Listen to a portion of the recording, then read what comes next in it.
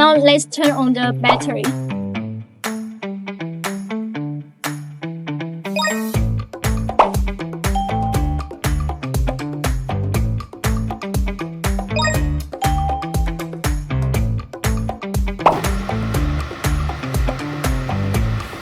Okay, then now we close the door.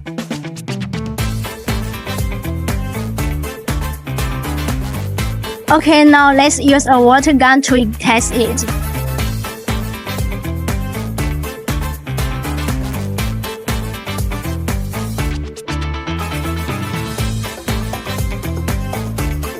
Okay, now let's open the door and have a look. You can see the battery still working. Okay, now we can see the high voltage board still working. Okay, now we have finished the waterproof